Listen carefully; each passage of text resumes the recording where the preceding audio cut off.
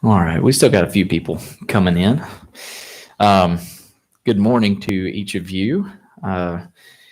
It's been a second since, I guess you've seen me. I don't know if that's necessarily a good or bad thing, but we're going to get through it together, right?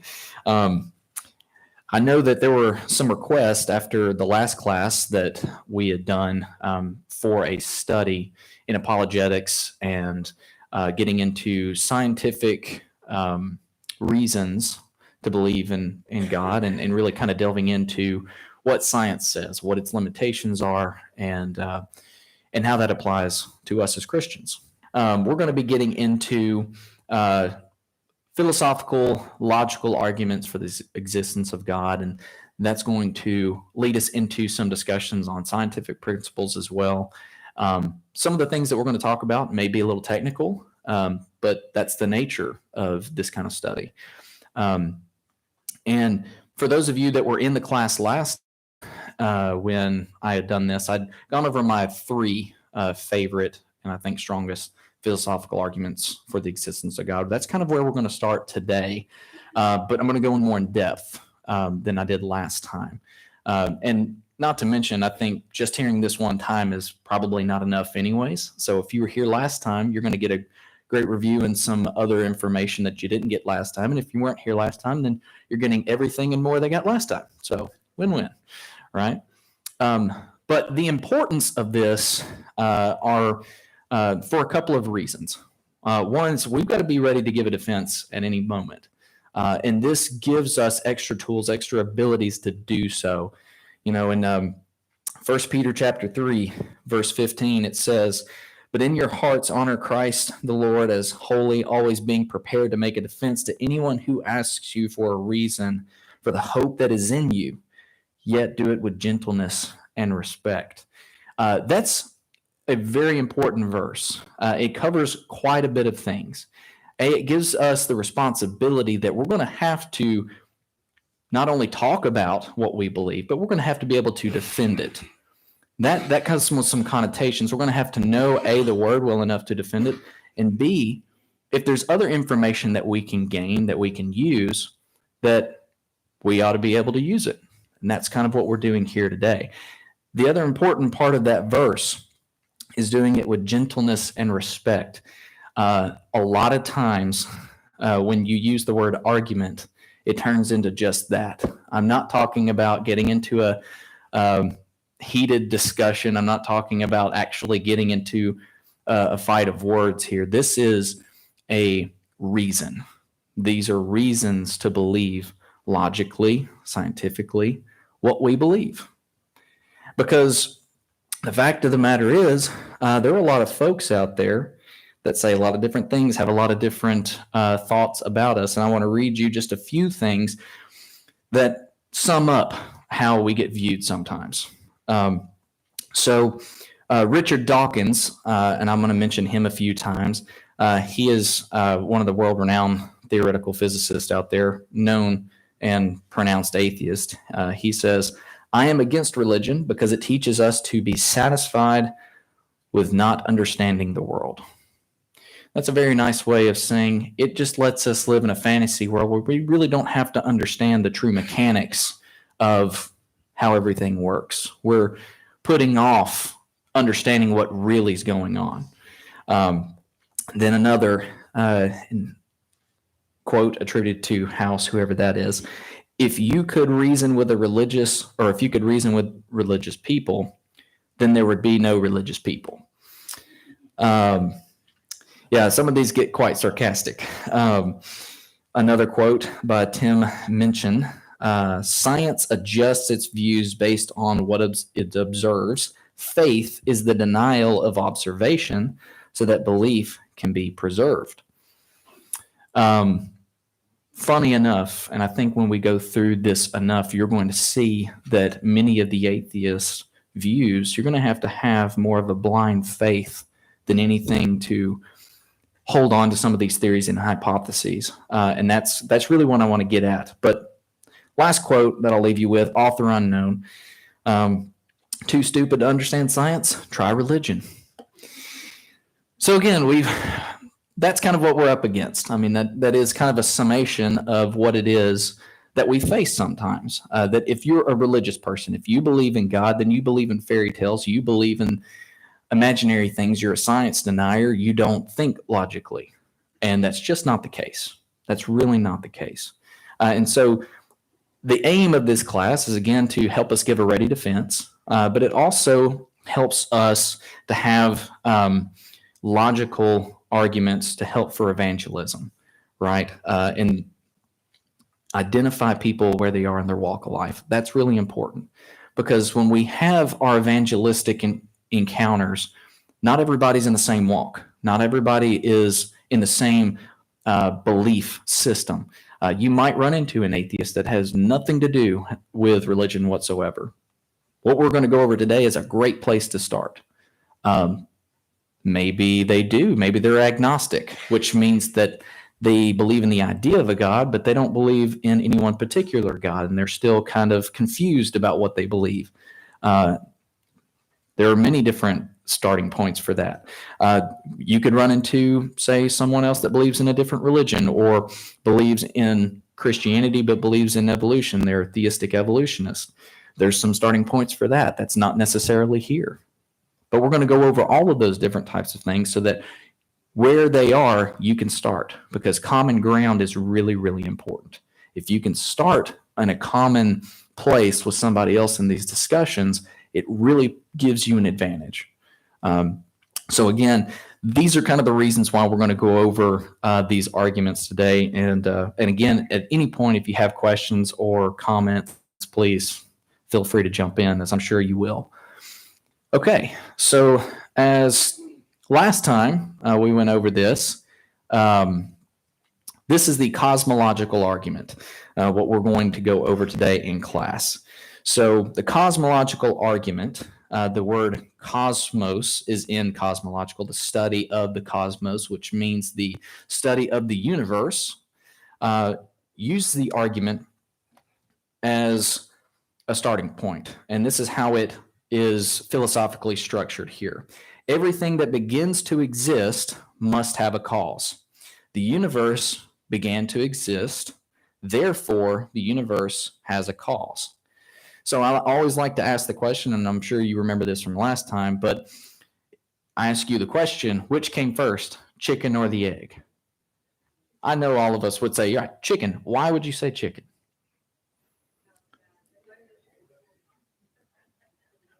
Huh? No. I think I heard Miss Joy say it, and I'm sure everybody else kind of echoed what she said, because God created the chicken first, right? That's an important thing for us as Christians to understand when faced with that kind of simple but still philosophical argument, because I'm sure this wasn't the first time you've heard it in school. You get asked, hey, what came first, the chicken or the egg? You say, well, the egg came first. Well, where did it come from? Well, it probably came from another chicken, right? Well, where did that chicken come from?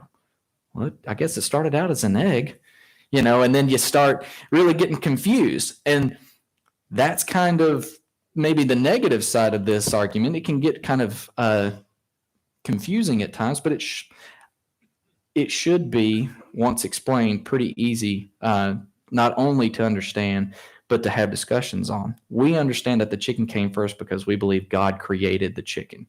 He didn't set molecules in motion to form an egg first that hatched into a chicken. We see in Genesis that he created things as mature, developed, either animals, beings, plants, things of that nature. And so I always like to start off with that. But the first premise states that everything that begins to exist has a cause. That is playing on, based on the law of causality, or the law of cause and effect. Okay. And that is really a major portion of this argument, okay? Because the law of causality has two key points, okay? Every effect has a cause. That's not something we dispute, I don't think. Let me see here. We can look around and we can literally see everything here. Everything that we see in this room is technically an effect of a cause.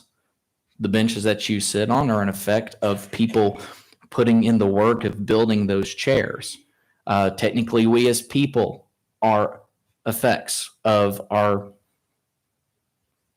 of our parents, that kind of thing. But we all are effects, and we can cause effects, and we can be the cause as well. The important thing about this is the second key point, which is causes must be greater than the effect.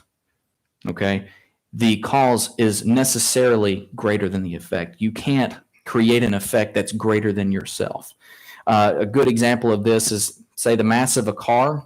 It's not great enough to cause a tidal wave, not like the shift of tectonic plates under the ocean.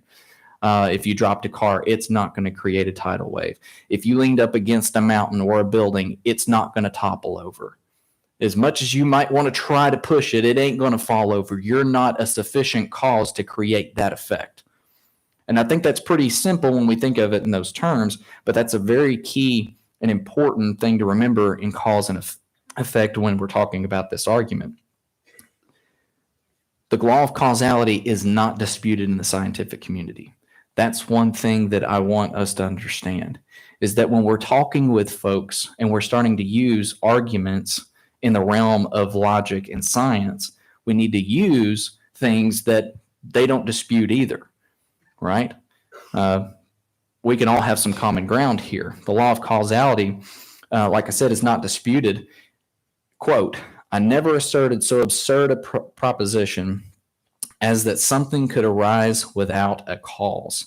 David Hume, he was an early philosopher and skeptic. And again, and I said this last time, I'm going to continue to say it. I don't like that. Oh, well, it probably is good if I keep clicking away so you can see this.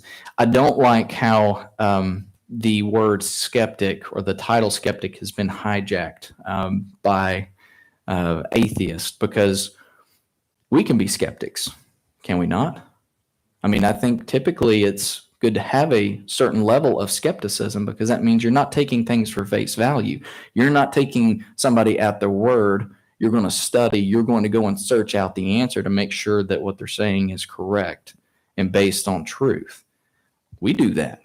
We can be skeptical people, but in the right way.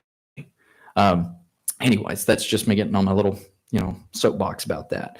In 1934, W.T. Stace, the professor of philosophy at Princeton, had this to say about the law of causality. Every student of logic knows that this is the ultimate canon of the sciences, the foundation of it all. If we did not believe the truth of causation, namely everything which has a beginning has a cause, and that the same circumstances, the same things invariably happen, all the sciences at once would crumble into dust. In every scientific investigation, this truth is assumed. That is really significant.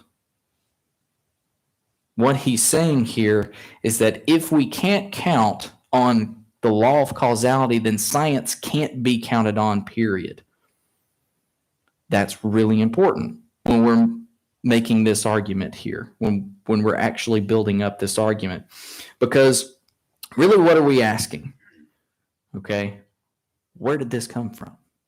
Where did that come from? Did you ever have a child start asking you something like that? Well, where did that come from? Where did that come from? I'm sure you have. I'm sure you've probably gone down that line of questioning yourself.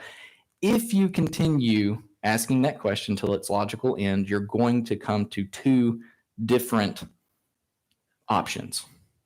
Anybody know those options? If you ask that question all the way till its logical end.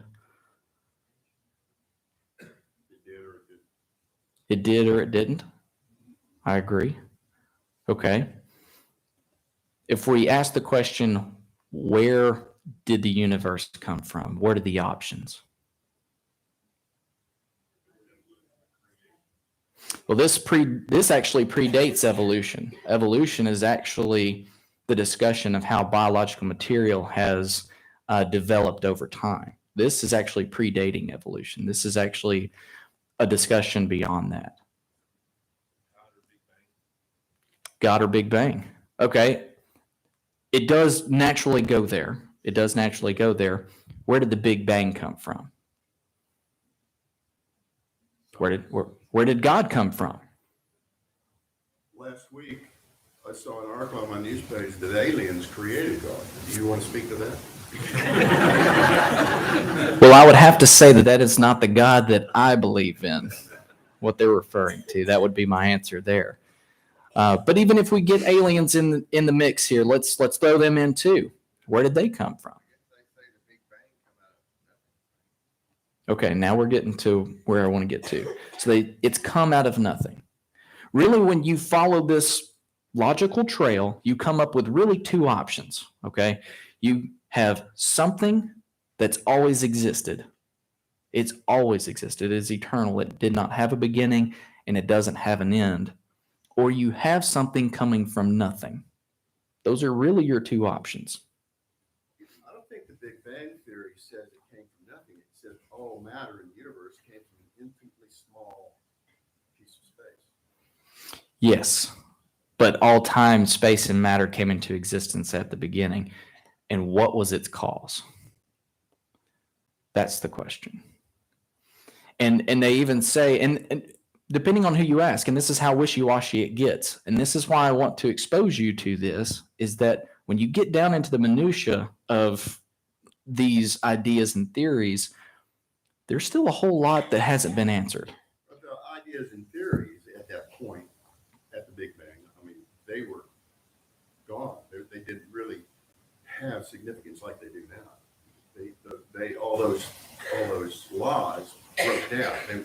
That's before, like you said, the time before all these things, and they didn't have anything that we could define it with. No laws of gravity, for example. They weren't there. There's no time either. So where did it come from?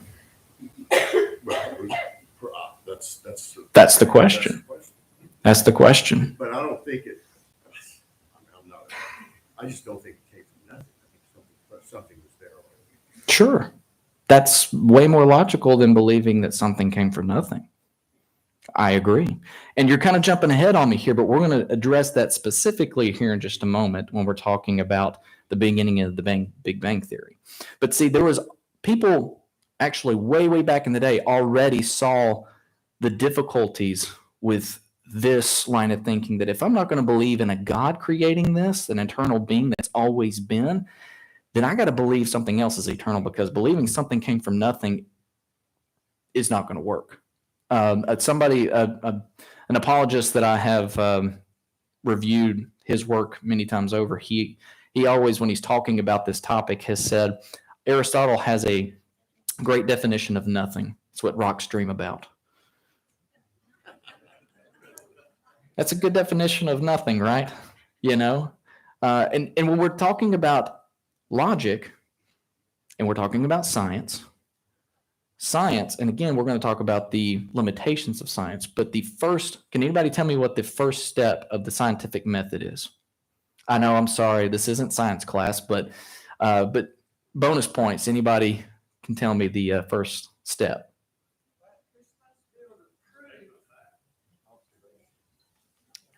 Who said it? Observation. You've got to observe something first. Because how do we define what science is? What is science? Well, that's a good question. I've actually been asked that on the stand. And if you're not ready to answer that question, that can be tough. But science is a systematic approach to explaining observable phenomenon. That's really what it is. It's creating systems to try to explain something we can observe. Okay, what have we observed? Have we ever observed anything coming from nothing? No. And I'm going to go ahead and tell you, we're not going to observe it either. That's as least scientific as we can be to say that something came from nothing. Is that not logical? Again, if you're asking me to believe that something came from nothing, then that is actually worse than asking me to believe that something is eternal. So you're already believing something that's already supernatural. Something coming from nothing is supernatural. and something always existing, where we have contingent causes and things have lifespans, that's also supernatural to us. Okay, we're already getting into the realm outside of nature and really, as you said, outside of maybe science. Okay, this is something important to really dive into as somebody that objects to an all-powerful being creating the world, because again, what's your other option? Well, early on, keep going here. Early on, people just believed that the universe was eternal. That kind of sidesteps the problem, right? Because now you're not saying nothing came or something came from nothing. You're saying this has always existed. That fixes the problem. Now you don't have to believe in eternal God. You can believe in something that's already here, and it's always been. See, the problem with that is that new science has shown significant evidence that the universe had a beginning. This is already coming full circle back to the argument, which was the second premise. The universe began to exist. Well, if it began to exist, it's got to have a cause. Law of Causality. Aristotle believed that the universe was eternal. Many others did as well. And then out from it came the steady state theory. Okay. And I only bring this up is because this is something you might need to discuss. It's something that if you want to learn a little more about, it gets very technical, but here's the gist of it. That the steady state theory says the universe is expanding, but the density of it stays the same because matter is always being created to keep it constant. That seems like somebody's plugging in some things that's needed to make sense of it. Many people have already abandoned the steady state theory and have gone to the Big Bang theory. But when you look at what the steady state theory is, they say, yes, we see expansion. We see remnant heat. And when we're talking about remnant heat, and again, I'm sorry, I know this is getting a little technical, we're starting to talk about the laws of thermodynamics. Okay, I'm sure some of you have heard of that. The first law is a law of conservation of energy, which states that energy and matter, those things can neither be created nor destroyed. They just change states. And that anytime you're using energy, you give off heat as a byproduct. And that's why remnant heat in some of these measurements that have been taken in cosmology are evidence that things are giving off heat as an energy reaction or giving off energy, or energy was used, so to speak. And then the second law of thermodynamics is entropy, that the chaos in the universe, or the entropy, is ever increasing. Many things are breaking down. Things are going from orderly to disorderly. Okay, these are the two laws of thermodynamics. There are more, but we're not going to get into those. It's important to kind of understand on a basic level what that means for this. The steady state theory is saying that more matter and more energy is being created to keep the state of everything steady. You're just plugging in numbers to make your equation work. That's why most don't believe in it. Most believe that there is a Big Bang, has already been brought up. Quote, almost everyone now believes that the universe and time itself had a beginning at the Big Bang. Stephen Hawking, I'm sure that's a familiar name to you, but he is one of the most brilliant theoretical physicists that we've had in our modern age. He's no longer with us. And then this is a significant quote.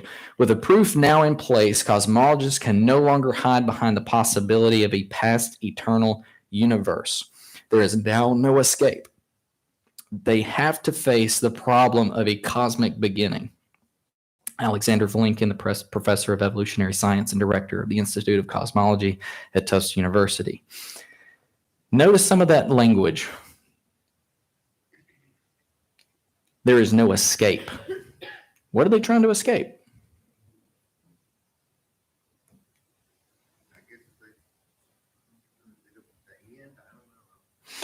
No, I know that's a tough question for me to ask you to answer, but they're trying to escape the problem of something coming from nothing.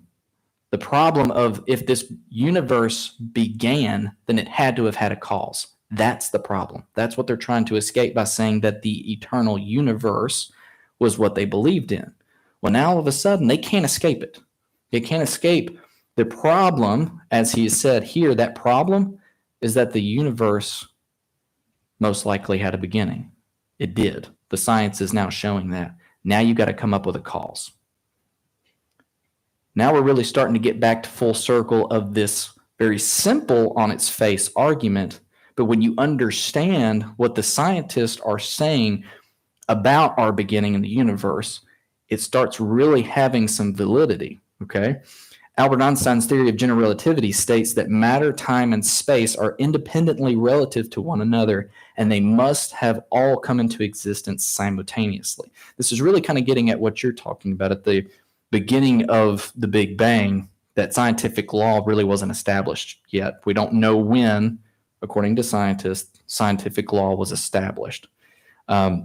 But with Albert Einstein's theory of general relativity, we know that space, time, and material, matter, came into existence together. They're all independent on one another. That's what happened at the Big Bang. This is science. This is what people will openly admit. Now, what's interesting about this is that Albert Einstein had a problem with it. He realized this points to a God. You know what he did? He put the cosmological constant in it. You know what that is? I'm sure you don't. He divided by 0. I'm sure all of us know what that is. I mean, y'all remember in 3rd grade when they said never divide by 0? It'll, break your calculator. Yeah, he didn't like what this meant. He didn't like what the logical road that it leads to, which is that there is something that's timeless, spaceless, immaterial that had to be the cause for the universe. Because again, when we go back and we look at the law of causality, the cause has to be greater than the effect. If this is an effect, if time, space, and matter all came into existence at the same time, then something timeless, spaceless, and immaterial had to be the cause. What's that starting to sound like? Starting to sound like, right? And again, and we're going to get into this here in just a little bit more on the next slide. But what's interesting is that Albert Einstein, later on, when the Hubble telescope and Hubble himself actually saw the expansion based on Albert Einstein's theory of general relativity, with the Hubble telescope showed him what his theory actually in practice. He said that it was the biggest blunder of his scientific career by adding the cosmological constant. Now, I don't think that Einstein ever kind of came around to Christianity or anything like that, but those things get overlooked in the discussions, an honest discussion of what the origin of the universe is. Okay, because at the same time, again, as we've already kind of established. Well, I keep clicking. I've got to click 2 places. I'm sorry. Let's do that. If the universe had a beginning, it had a beginner. Okay. Now, does that mean it has to be God? Well, there'd be scientists that say, no, it's not. It's not God. It's not God. It has a natural explanation for it. Don't have a good one yet. Really don't have a good explanation for where we come from right now, scientifically speaking. And I would suggest to you that we're not going to really ever come up with a good one.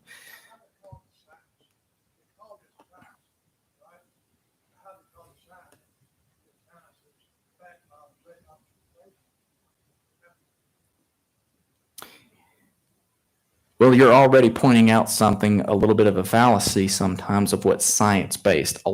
Too much is dependent on science at itself. Science has limitations.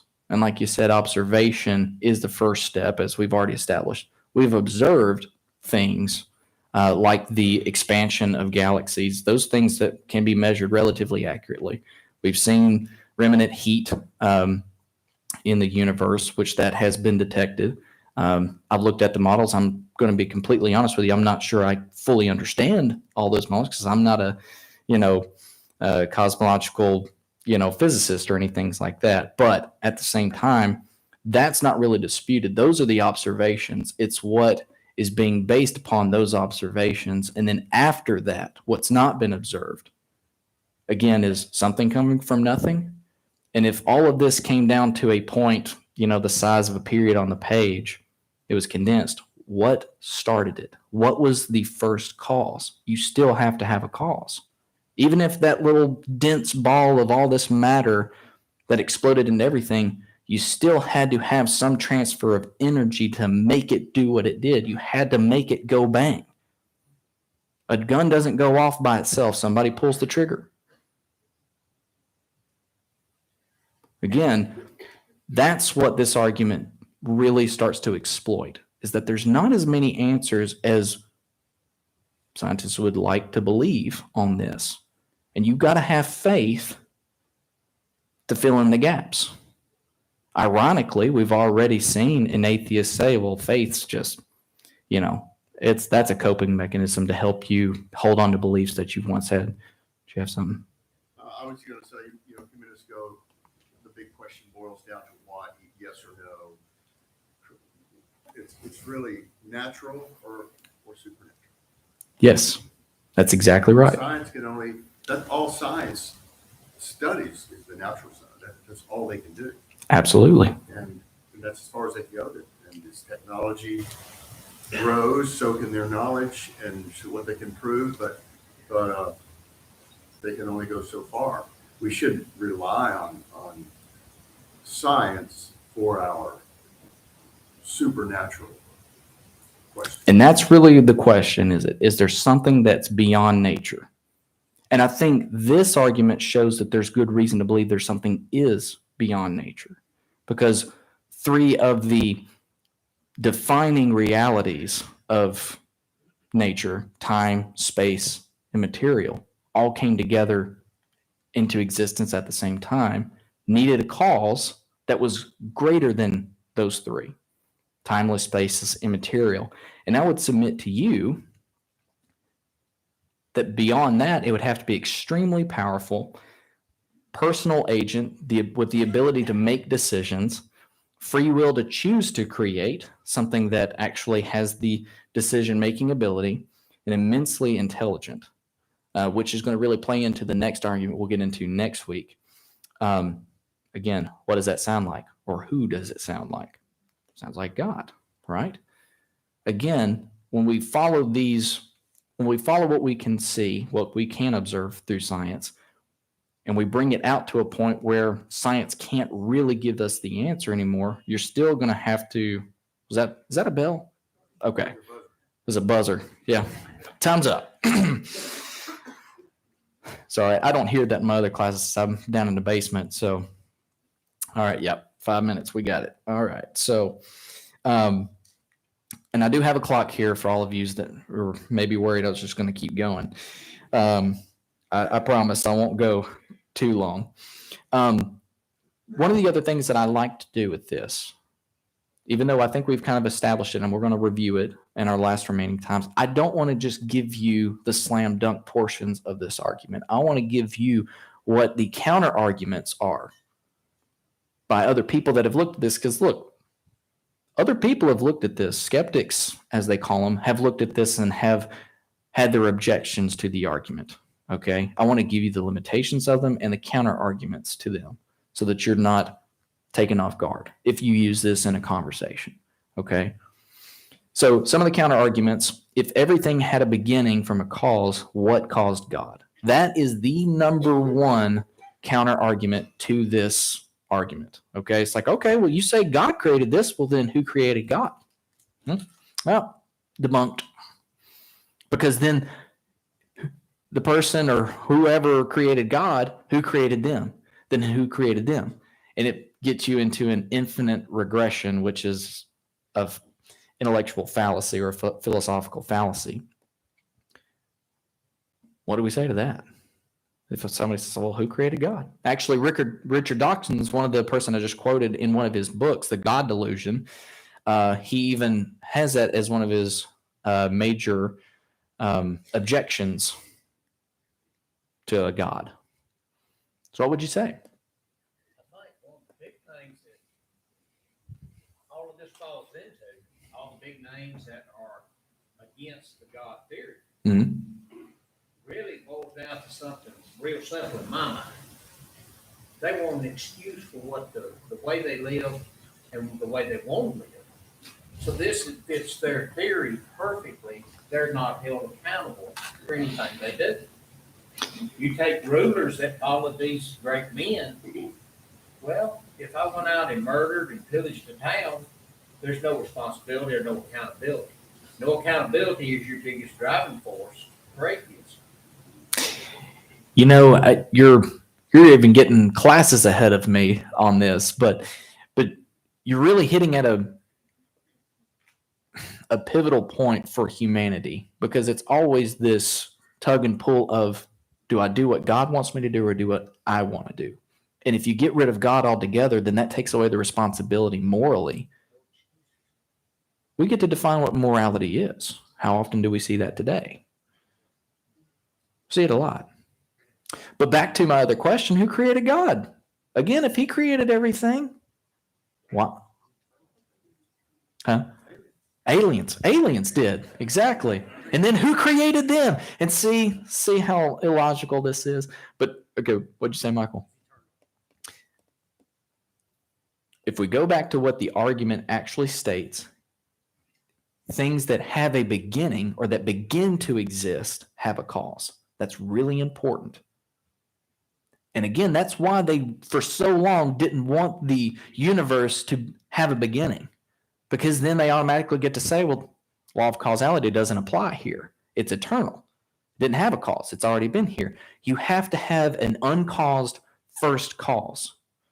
I know that's a little, tricky terminology here, but think about it. An uncaused first cause, you have to have a unmoved mover. You have to have something that first exists to make other things exist. Otherwise, your option is something came from nothing, which again, we've already established is, I'll say it nicely, not as logical. What would you rather believe? Something has always existed that has the ability to create something, or something as complex as what we see right now came from absolutely nothing? I would submit that it's more logical to believe there's something that has been eternal that's always existed. That was the first cause, because we're all contingent causes, meaning that we require another cause to create, as we're in effect, and we're in a contingent cause. Okay, God is not contingent. He is sufficient on his own. That's what this argument brings to the table, is that when you do get asked, well, what created God? Nothing did. He's just always been. He's the first cause. He's the uncaused first cause. The multiverse theory. How many have heard of the multiverse theory? Nobody? No. Okay. Can you explain it for us? No, I'm kidding. I'm kidding. You give it a whirl.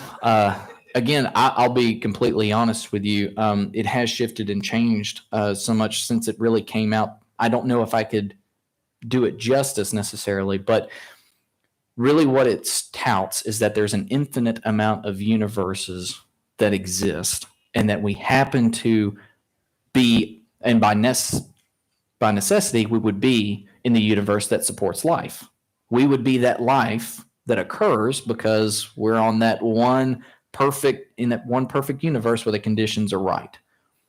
Well, that to me, if you're going to believe in an infinite amount of universes, you're already believing in something that I can't comprehend. And then you got to ask the question, where did they come from? Because our universe had a beginning. We can't, and I actually have looked this up. There is no evidence that there is a universe beyond ours. I'm not claiming that there isn't, but there is no scientific data that says that there is. Yet there's an entire theory that touts there's an infinite amount of them just to explain, just to, again, justify a world without God, a universe without God. Oh, how far the lengths somebody will go to try to out-explain God or try to explain without God. So the other thing that I wanted to mention real quick, and I know we're out of time, this does not prove the cause of the universe is the God of the Bible. 100% true. This argument does not do that. And again, this is used all the time.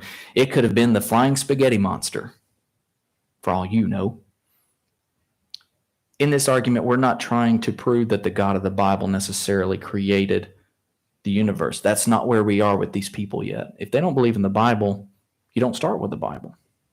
That authority isn't respected. You're not going to get anywhere. You start with the possibility for us being here is an effect of an eternal being that I can show you through other proofs is the God of the Bible. You lead up to it. This is a good argument to start with if somebody does not believe in God at all, because it makes them face the reality that if you believe in a system without God, you got to believe that you came from nothing. That's really your option. Or the other thing is an infinite regression, that this expansion, this explosion, this Big Bang has occurred, and then it's going to condense all back into that little tiny period-sized ball of mass and then explode again and do it on an infinite loop. Those are your options, as far as I know, from all I've studied.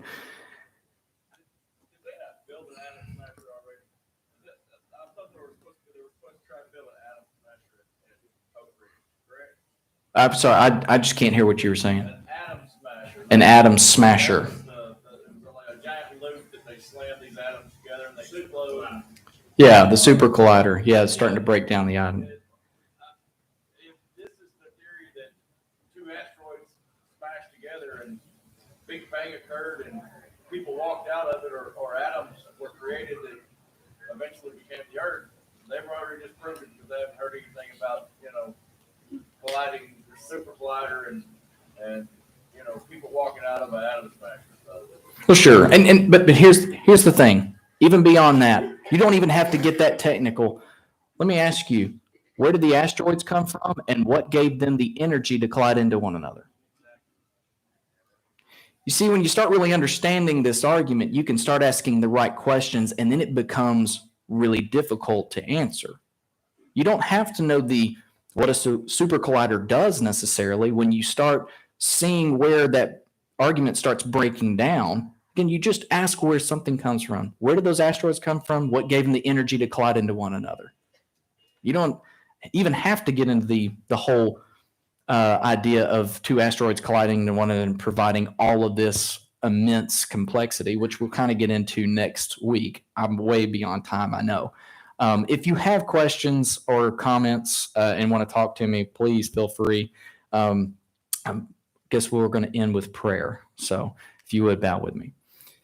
Dear Lord, thank you so much for this day. Thank you for all the many blessings of it. We're so grateful to be here worshiping you with like-minded brothers and sisters. Lord, we're so thankful for the ability to look at your world that you created, to see evidence that you did create the world, that you did provide us with such splendor in your creation. Lord, help us to navigate this study well so that we are better prepared to have discussions that hopefully bring people to Christ and at the very least defend our faith.